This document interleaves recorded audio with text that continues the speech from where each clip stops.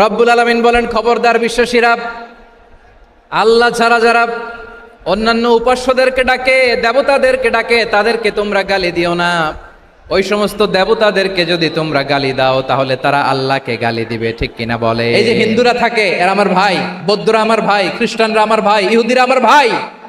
তারা দিনই ভাই নয়, তারা মায়ের পেটের ভাই নয়, তারা মানবিক দিক থেকে ভাই। ও মানুষ, আমিও মানুষ।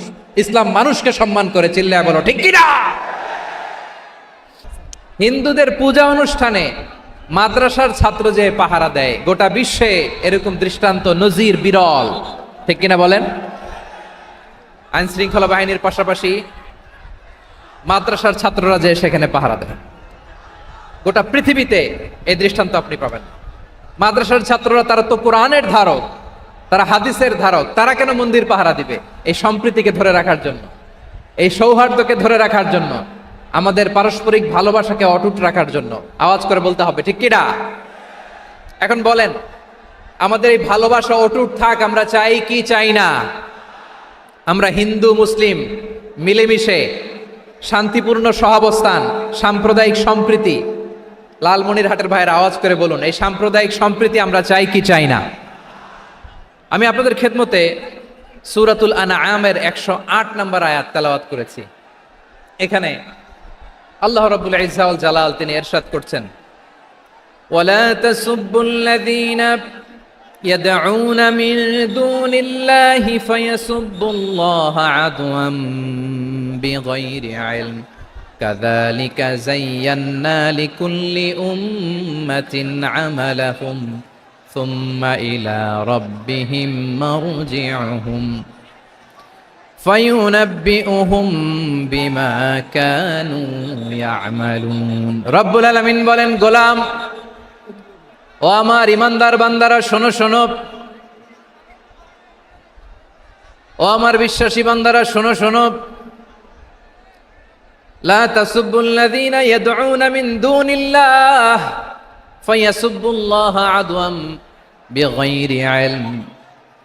ও আমার বিশ্বাসী বান্দারা, যারা আল্লাহকে ব্যতি রেখে, আল্লাহকে বাদ দিয়ে অন্য উপাস্যকে ডাকে, দেবীর পূজা করে, তোমরা খবরদার তাদের গালি দিও না।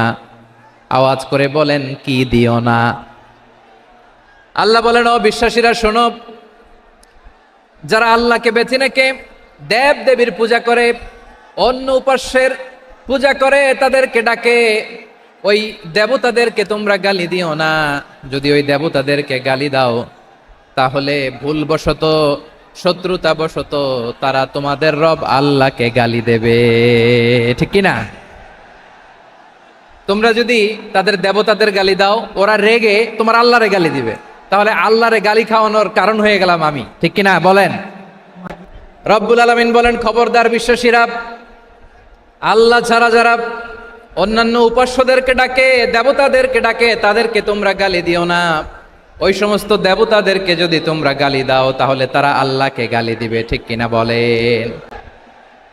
আমরা দেবতাদের গালি দিলে ওরা আল্লাহকে গালি দিবে। রব্বুল আলামিন বলেন, খবরদার দেবতাদেরকে গালি দিও না, তাহলে ওরা তোমার রব আল্লাহরে গালি দেবে। প্রতিটি জাতির জন্য তাদের কাজকে আমি আল্লাহ সুশোভিত করে রেখেছি, তারা সবাই একদিন আমার কাছেই ফিরে আসবে। এরপর আমি রব্বুল আলামিন তাদের আমলনামা তাদেরকে জানিয়ে দেব। সুবহানাল্লাহ পড়ে। প্রিয় ভাইয়েরা, আল্লাহ তাআলা বলেছেন, খবরদার গালি দিও না। আদেশটা কার? আওয়াজ করে বলেন তো। হিন্দুদের দেবতা দেবদেবীদেরকে গালি দেওয়া যাবে না। আওয়াজ করে বলুন প্রিয় ভাইয়েরা, এই আদেশটা কার? এই আপনাদের গলার আওয়াজ।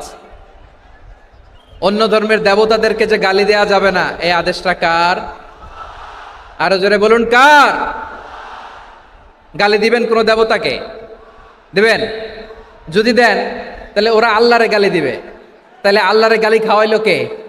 আপনি, ঠিক কিনা বলেন? আমি আল্লাহকে গালি খাওয়ানোর কারণ হলাম, কারণ আমি যদি গালি না দিতাম ওরা আমার রবকে গালি দিত না। আওয়াজ করে বলেন ঠিক কিনা? তাহলে প্রিয় ভাইয়েরা, ইসলাম আমাদেরকে শিখায়, সূরাতুল আনআমের 108 নম্বর আয়াত থেকে আমরা বুঝলাম, কোন ধর্মকে ছোট করা যাবে না। অন্য ধর্মকে ছোট করা মানে ইসলামকে ছোট করা।